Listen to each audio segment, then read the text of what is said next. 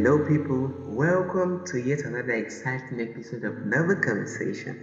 How are you doing? How have you been? Yeah, in case you're just joining us, this is Novel Conversation where we talk about everything about life, society, love, people, everything in between. Generally, we're just here to have fun and share our opinion about things. For today, I want to talk about the concept of relationship. Trust me, today's conversation is going to be very fun one. In the past, in fact, for this year entirely, we've had a lot of Godwin scenarios. People talking about, I'm sending hate from Obomoshu, I'm sending trailer of hate from Ekiti, I'm sending crazy things. So it goes to tell you that this particular year, a lot of persons were in relationship and we are vocal about it.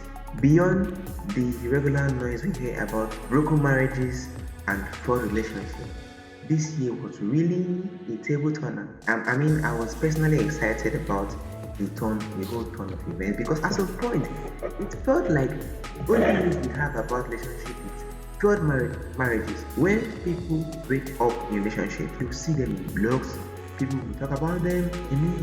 It makes for perfect sense that this year made a lot of difference. So we get to see more people twinning, doing more couple content, doing things together, sharing a part of insights about themselves.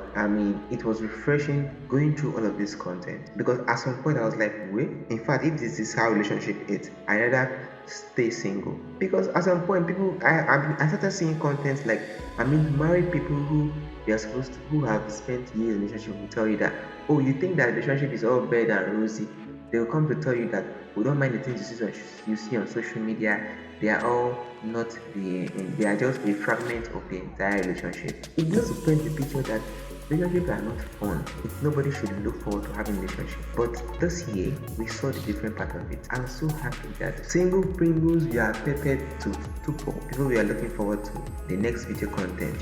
You know how you go to social media and say, this early morning, you know, allow us to rest. What is it, relationship? What is it? But it was the good side. I feel like more of this should continue for the coming year. Like next year should even increase it. How do you beat the narrative of the society if you don't put up content, beautiful content like this, showcasing the beauty that is a relationship? Somebody has got to put them out there, which is why I am very excited. I'm ready and willing to see more of this content. And it makes perfect sense. Some people now will now begin to feel like, okay, I want to get married. I want to also be in a relationship so that I'll follow and prepare you people. I've seen comments like that. They say, okay, you should wait for me. When I get married or when I get my relationship, I'll prepare you people. I will do you people that. I like it. It makes sense. It goes to say that the narrative is beginning to change. People are beginning to see things differently. That it is not all about fight, quarrel, disagreement, and all of those things in relationship. That the relationship can be fun, it can be beautiful, it can be amazing. And recently, there was this guy that got married. He was all about it, and the moment he started boasting, my wife said, I have to turn off my wife, those kind of content. People are like, we just grew married yesterday. What's all of this content for? But he was like, that one concerning people. I'm doing my own. A week after his wedding, he posted a week anniversary, congratulating himself and the wife on the journey. I was like, okay. No, he kept doing that. The next week, he said he's going to hold a break because a friend of his was getting married and he wants to give the friend an opportunity to also prepare. It makes sense that people are going to think that it is important that they pass the right narrative. While it is fun, it is fusing humor and all, it is passing a message that relationships can be fun. It is a beautiful union. There's a reason why God, after creating Adam, he decided that he said it was not good for man to be alone. Now he went on to create Eve for Adam, and Adam said, "This one is the bone of my bone, and this is the flesh of my flesh. Therefore, I named her woman because she was brought from the man." Further on, he went on to say, "It is not good for man to be alone." The scripture admonished that, "Therefore shall a man leave the father's house and cling to their own wife, and they both shall become one. Two shall become one, not competitors, helpmates for a reason. So I wonder when I see relationships that people talk about, if we are all equal, this relationship, nobody is the head and all, talking about supremacy and all. Why? I don't want to make this conversation very long, but I feel like I should say this. You cannot have two captains leading the ship at the same time. Even if there are 10 captains in the boat, they are going to both take turns leading the affairs of the home. Which is to say, you have to submit to the authority of the captain at the given time. If you do not think that your husband is the captain of the house or the head of the house, why did you even accept to marry them in the first place? I'm worried. Why, as a guy, would you marry a lady that you do not know? Why? What happened? What's the problem?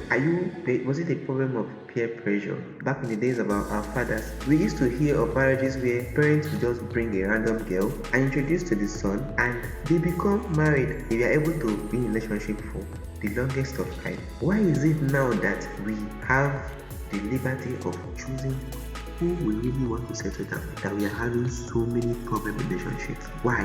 Where are we getting it wrong? Is it that we do not know what we want, or we do not really understand the basics of being in a relationship? I hope that as we progress in this our journey, that we would begin to embrace healthy relationships, healthy ones, because there's a lot of toxic traits out there that one could easily fall for. People with failed relationships and failed marriages giving bad advices to the younger generation because they do not like to see people succeed where they failed. I hope that you are not going to be influenced by these crazy decisions and bad traits. Look forward to the people enjoying their union and learn to be in love and happy. I've said this severally in my podcast series that it is not good to be alone. Yes, when you think that relationship is expensive, it's going to cause you emotional stress, but really, are you ready for the distraction of being single? The distraction of being single alone itself is not even worth it. It's better that you are in a relationship. In fact, I feel like if you are building up a career, the ability to hold a healthy relationship is going to influence your career growth, because that you are able to keep a healthy relationship is a reflection of your leadership abilities and your ability to manage and do things that brings better results. I do not think that running away from relationship, you say you have seen shade, people have shown you shade. Really? Are you going to tell me that your parents growing up did not show you shade? You didn't look at your siblings one day and feel like, oh, are you sure I'm a member of this family? That's right, but you still remain, you felt that they were insane. You cannot wake up overnight and know somebody front and back until you commit to the relationship with healthy communication and the ability to accept corrections and feedbacks. Of course, communication. That way we're going to keep on having healthy relationships and having marriages that works, because I want to see more of marriages that works and healthy relationships. I'm tired of hearing wrong review about relationships. I'm tired of hearing failed marriages being made public. I feel like people should be able to know what they want from the word go and go for it, because I believe that when we have healthy relationships, we're going to have a healthy society, and when we have healthy society, we're going to have stable leadership, because we are a product of our society. If we all keep on producing unstable relationships, unhealthy marriages, broken homes, we are going to keep on having bad people lead us, bad decisions, because you cannot give what you don't have. Yes, that has been Noble Conversations. I'll keep it here until some other time when we meet. Peace.